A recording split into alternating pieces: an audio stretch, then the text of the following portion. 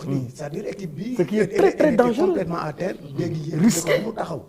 parce que moi il n'avait pas le choix non plus parce que Ivoirien il n'avait pas le choix parce que c'était ça ou prendre une autre casquette devant le Sénégal. Ils l'ont fait, ils l'ont réussi. Bon il s'agit pas comme nu mu wax léegi de nier tout ce que Aliou Cissé a fait. kooku moom on lui en sera éternellement reconnaissant def na lu fi kenn mësul def. mais nag à un moment da ngay xam ni bon da ngay dem parce que tu as atteint bon ton objectif wala tes limites. C'est pas pour rien que Aimé Jacquet quand il a remporté la Coupe du Monde en 98.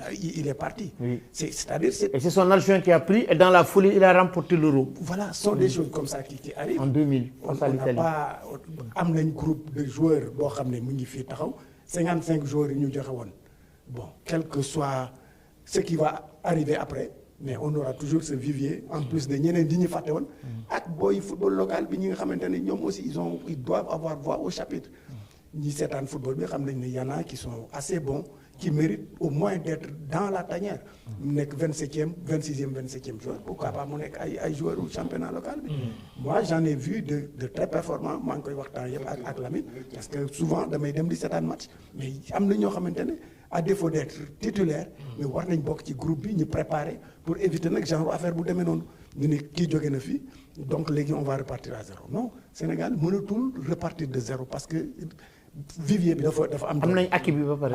Il y a des acquis. Et derrière il y a mais des U17 aux locaux mais il y a tout ce qu'il faut pour faire une bonne équipe.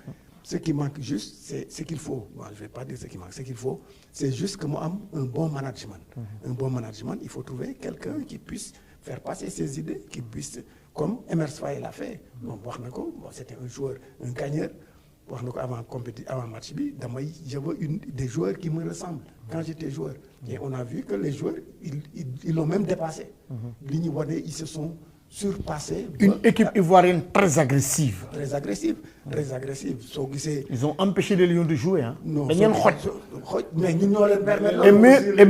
et meilleur scénario bi ñu maa ngi bi ma toogee ak moom stade bi maa ngi ne Sénégal mënuloon rêver meilleur scénario que lii dugal presque à la 4e minute et bi nga dugalee les Ivoiriens étaient obligés de sortir pour jouer alors que ñun suñu flèche moo xam muy Sadio moo xam muy Ismaïla ñooñu waroon nañ mën a tuer match bi ci première mi-temps bi mais dañoo dugal rek président Lamine Gueye footballatuñu ñu commencé dañuy doon sax terrain yi mais qu'est-ce qui s'est réellement passé pour yow au-delà même du discours coach bi qu'est-ce qui s'est réellement passé parce que tamit coach bi mu ngi ci banc bi mais aussi il y a les joueurs qui sont sur le terrain. Oui mais je pense que le but a déjoué l'équipe c'est le but qui a déjoué l'équipe parce que boo xoolee en début de match on était très très haut. Boo xoolee avant but bi sax il y a des actions foofu ci côté Sadio yoo xam ne peut-être les Ivoiriens avaient du mal à sortir mais quand on a marqué le but curieusement l'équipe a reculé d'un cran maintenant quand cette équipe-là recule mais il appartient à l'entraîneur aussi de se lever pour parler à ses défenseurs. Je pense que cette équipe de la Côte d'Ivoire c'est vrai a fait un excellent match. Mais ce match-là aussi a été permis par les Sénégalais parce que on a reculé, on a laissé le terrain aux Ivoiriens, mais qui étaient partout sur le deuxième ballon yëpp Ivoiriens yi dañ ko jël mais les deux jeunes-là ont couru dans le vide mais c'est extraordinaire. Pape Matar et Lamine Camara. Mais est-ce que suñu amoon mesure pour montrer le nombre de kilomètres qu'ils ont fait dans ce match-là. Mais c'est extraordinaire. Mais pendant ce temps aussi, moi je ne comprends pas. Sincèrement, tey boo xoolee sax ma voix est un peu cassée parce que quand je revois le match. j'ai du mal soo remémoré wu. waaw bu may xoolaat match bi. c'est comme si ñun dañu jël match bi may ko Côte d'Ivoire en fait. mais Lamine xam nga. te li koy wane xam mooy lan le public ivoirien. qui était partagé au début. Est-ce que on va pas nous humilier? Ils prennent un but. Pas du tout confiant. Mais le public est resté collé à l'équipe. Pourquoi? Parce que l'équipe a déroulé du début à la fin. Bi mu jëlee but bi mais l'équipe a joué de gauche à droite dominateur sur tous les ballons. Mais loolu moo may public bi mu accompagner l'équipe aussi. Boo xoolee du début à la fin malgré que la Côte d'Ivoire était menée mais devant le Sénégal qui a gagné tous ses matchs mais le public est resté collé parce que là les Ivoiriens avaient le ballon. faisait circuler le ballon de gauche à droite, était premier sur tous les ballons. Loolu nag c'est le Sénégal qui est absent dans ce match-là. C'est ça la vérité. leneen li aussi mooy aussi au-delà du coach. mais joueurs yi am nañ ci part de responsabilité. voilà est-ce que foofu laa. le président Lamine laaj balaa maa ñëw ci ñoom Bakary ak doyen Khalifa est-ce que le fait de vouloir sama xalaat boobu laay jox confier les clés du milieu à 2 jeunes est-ce qu'ils ont les épaules assez larges pour contenir ces genres d'événements. Est-ce que loolu c'est pas une première question. La deuxième vouloir aussi un moment enterrer les anciens ci seen expérience ak li nga xamante ne apporté nañ ko bon je peux me permettre de citer Idrissa Gana Gueye, Cheikhou Kouyaté. qui a fait une excellente entrée. même aussi sax dama ci boole aussi Nampalys Mendy. Est-ce que nekkul aussi une chose prématurée de vouloir vraiment enterrer ñooñu nga xamante ne bii su dul woon sax dara ils ont une expérience boo xamante ni waroon nañ koo mën a wane démb ci biir terrain. man gisewu ma ko ni enterré c'est un jeune Lamine Camara qui par la force des choses dañ ko démarrer le premier match. oui il a été étincelant, il a marqué 2 buts et je pense que deuxième match bi aussi même su wàccee d'un cran il a fait son match mais hier pour man c'est le système qui n'a pas fonctionné parce que dans ce système man ce que je comprends mooy quand on sort le ballon le troisième axial qui est Diallo il rentre au milieu piston yi yéeg pour ñu mën a génne balle bi mais quand on nous attaque mais sa position doit changer il est milieu de terrain il doit aller devant les deux. mais c'est ça loolu nag moo rey booy yi parce que les Ivoiriens étaient en surnombre au milieu booy yi boo demee écran ñu jox kee nga dem fee ñu jox kee parce que on était en infériorité numérique au milieu parce que Diallo il a joué comme deuxième stopper. Il n'est jamais sorti de sa position. Entraîneur bàyyi loolu. mu di ko gis ci kanam te changé. Malheureusement c'est ça quand tu revois les matchs de Pape Gueye qu'il a réussi boo xoolee quand on nous attaque il est mais day ñëw day mottali milieu bi parce que système bi en fait c'est ça sinon quand tu restes axial mais les deux milieux sont mangés par 4 milieux qui sont là-bas. D'accord Bakary. may laaj ci ndax li ma wax président Lamine Gueye est-ce qu'on n'a pas voulu balaa ngaa dem ci Bakary foofu tamit pour man bi ñu naanee ndox deuxième mi-temps loolu mooy 15 minutes moo des mais tu as un banc expérimenté les Cheikhou Kouyaté les Nampalys tu as une rechange dans l'axe avec Seck qui a fait aussi une excellente entrée keroog gars yi dugal nañ Alep qui est long boo xoolee Côte d'Ivoire à l'heure bi mu duggee mais ils ont sauté le milieu pour jouer directement même le penalty du penalty foofu la jógee parce que moom lañ passe mu contrôler mu ëpp mais il y avait la solution Seck pour le prendre avec fraîcheur comme moom pour l'isoler et le museler surtout sur les balles arrêtées. Mais j'ai pas compris pourquoi Aliou a tardé à faire ces changements. Mais est-ce que tamit la défense tamit ñu ngi koy wax est-ce qu'on a vu un grand Kalidou Koulibaly lors de cette Coupe d'Afrique des Nations? Mais la défense a souffert. La défense, on l'a dit tout à l'heure. J'ai dit est-ce qu'on a vu un grand Kalidou Koulibaly? Mais non, mais la défense a supporté tout le match. Parce que tu perds le contrôle du match de la 5e minute à la 120e minute. Ça va. C'est pas évident. On a subi tout le match. D'accord.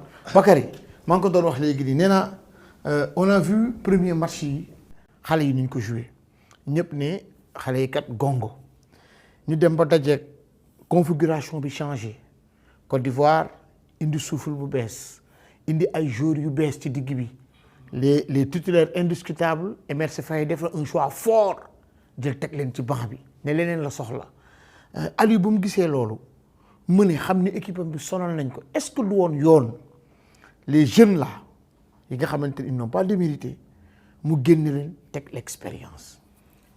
bay mooy li ma doon wax fii sànq naan nañu def nànk bañ a briser équipe bi.